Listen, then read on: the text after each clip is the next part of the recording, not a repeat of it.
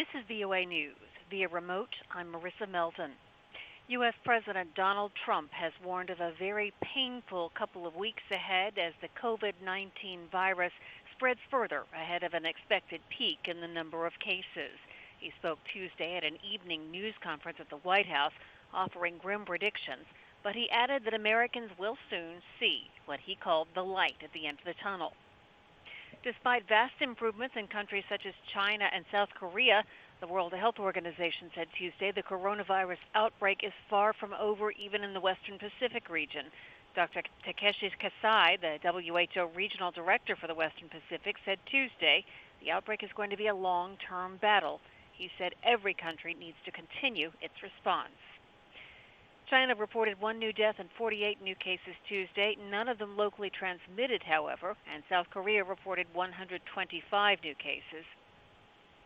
Italy reported 837 more deaths on Tuesday, bringing its total to 12,428. Spain surpassed China in terms of overall cases. Only the United States has had more cases than Italy and Spain. The United Nations is establishing a trust fund to support low- and middle-income countries in responding to the coronavirus pandemic and recovering from its socio-economic shock. The UN Secretary General Antonio Guterres said the pandemic is the greatest test the world has faced since the formation of the United Nations 75 years ago. He's calling for a large-scale, coordinated, multilateral response amounting to at least 10% of global gross domestic products. There are more than 820,000 confirmed cases worldwide of COVID-19 and at least 40,000 deaths. From Washington, D.C., this is VOA News. Germany, Britain, and France have facilitated exports of medical goods to Iran in the first use of a mechanism designed to get around U.S. sanctions, according to Germany on Tuesday. A German Foreign Ministry statement did not specify exactly what type of medical supplies were involved, nor any companies that were part of the action. It said now that the system had been used successfully, the two sides could work on more transactions.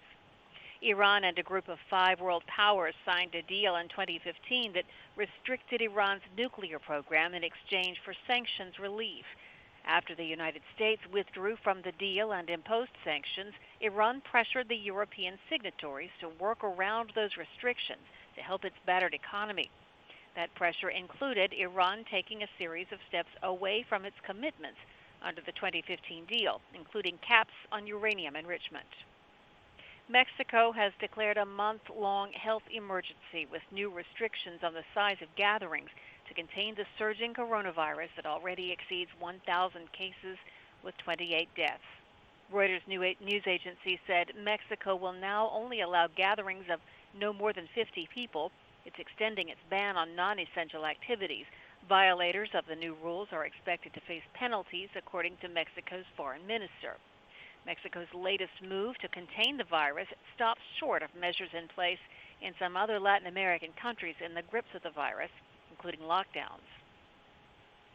The United States is willing to lift sanctions against Venezuela in exchange for the formation of a transitional government comprised of allies of President Nicolas Maduro and opposition leader Juan Guaido. That's according to U.S. Secretary of State Mike Pompeo on Tuesday. The plan calls on Maduro and Guaido to hand over power to a 5-member council until presidential and parliamentary elections can be held within the next year. Pompeo called on Maduro and Guaido to form a transitional government which would be tasked with scheduling elections within 6 to 12 months. Pompeo said the United States would welcome efforts by Guaido to seek office in future elections, but maintains the U.S. position that Maduro must go. The oil-rich country's economy, already weakened by U.S. economic pressure campaign, has been dealt subsequent blows by the coronavirus pandemic and falling oil prices.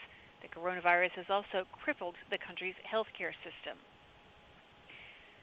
And once again, our top story, U.S. President Donald Trump today warned of a painful few weeks, 2 weeks ahead, as the COVID-19 virus spreads further ahead of an expected peak in the number of cases. Via remote, I'm Marissa Melton from Washington, D.C. You're listening to VOA News.